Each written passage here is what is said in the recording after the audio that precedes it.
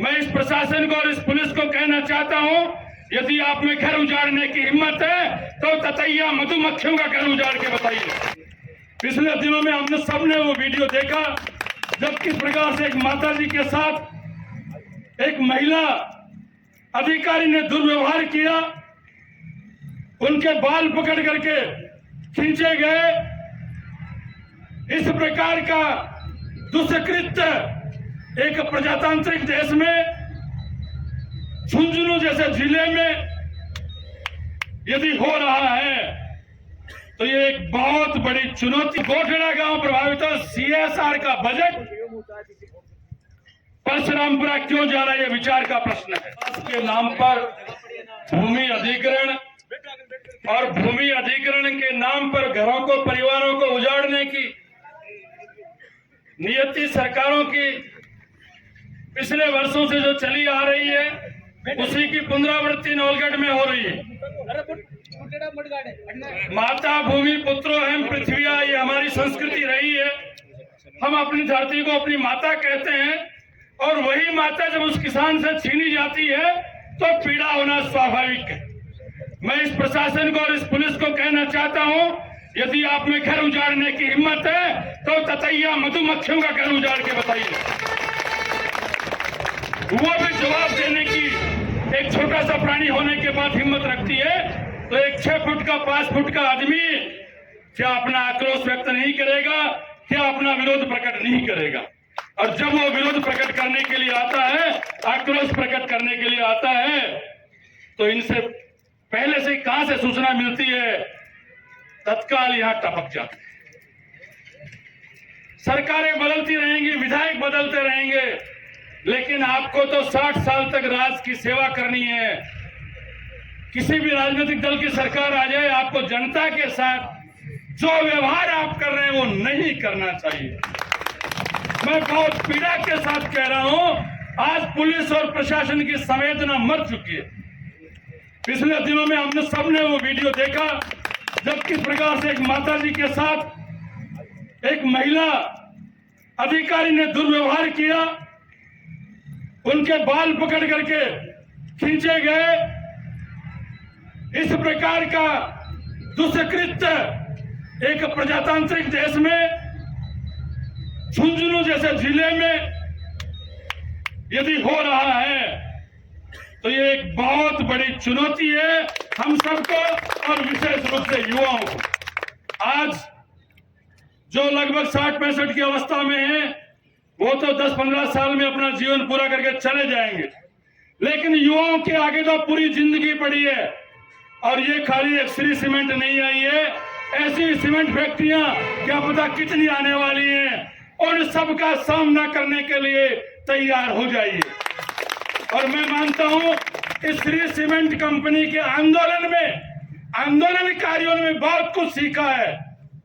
उस शिक्षा से, उस संघर्ष से आप इस प्रकार का प्रबंध तैयार कीजिए कि आगे आने वाली फैक्ट्री सिर्फ किसान से बात करे, वो किसी विधायक के जाकर के और बात नहीं करे। जैसा भी राजेश जी कह रहे थे, विधायक जी ने इसमें 2-3 हजार करोड़ का गड़बड़ किया होगा। मैं चर्चा करना चाहूंगा सीएसआर की, कॉरपोरेट सोशल रिस्पॉन्सिबिलिटी। जब कोई भी उद्योगपति अपना उद्योग लगाता है तो केंद्र सरकार का यह नियम है कि उसका एक निश्चित अंश उसे वहां प्रभावित होने वाले क्षेत्र में खर्च करना पड़ता है। यदि हम इस बात पे विचार करें तो आज के दिन इस सीमेंट फैक्ट्री से, जो अभी तो चालू ही नहीं हुई है, प्रोडक्शन शुरू नहीं हुआ है, सबसे अधिक प्रभावित है तो गोठड़ा गांव है। जब गोठड़ा गांव प्रभावित हो, सीएसआर का बजट परशुरामपुरा क्यों जा रहा है, ये विचार का प्रश्न है। अभी कल से एक चर्चा सामने आ रही है कि 15,000 किट नवलगढ़ क्षेत्र में बांटे जा रहे हैं, और ऐसा माना जा रहा है कि वो पैसा भी सीएसआर का है। CSR का पैसा प्रभावित होने वाले क्षेत्र पे खर्च होना चाहिए। फैक्ट्री के कार्य से फैलने वाले प्रदूषण, फैलने वाले मिट्टी के कण, उससे अस्थमा गोखड़ा का आदमी झेले और उसका जो लाभ वो दूसरे क्षेत्र में भेजा जाए, ये कभी बर्दाश्त करने योग्य नहीं है। बिना संघर्ष किए कुछ मिलने वाला भी नहीं है। को बंद करनी चाहिए। डरने की आवश्यकता नहीं है। सरकार को स्थायी नहीं है, अधिकारी को स्थायी नहीं है। ये सब कानून में बंधे हुए हैं, नियमों में बंधे हुए हैं। नियमों के बाहर जाकर के कोई भी कार्रवाई नहीं कर सकते। मैं कहना चाहूंगा, सांप के भय से घर छोड़ने वालों, फन कुचलने का काम कीजिए। सांप के भय से घर छोड़ने वालों, फन कुचलने का काम कीजिए। बरसती रहे कितनी भी ईंटें, हर ईंट का जवाब पत्थर से दीजिए। बिना संघर्ष किए कुछ होने वाला नहीं है। और यह संघर्ष हर मातृशक्ति को करना पड़ेगा, हर युवा को करना पड़ेगा, हर प्रौढ़ को करना पड़ेगा, क्योंकि आप लोग सिर्फ अपने लिए नहीं लड़ रहे हैं, आगे आने वाली पीढ़ियों के लिए लड़ रहे हैं।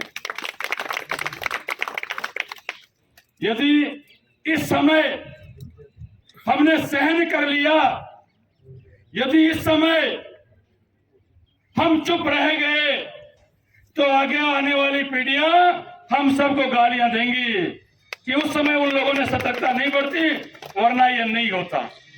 इसलिए भावी पीढ़ियों की गालियों से बचने के लिए भाइयों, इस किसान संघर्ष समिति या सीमेंट फैक्ट्री संघर्ष समिति के कार्य में हम सबको मिलजुल कर काम करना पड़ेगा।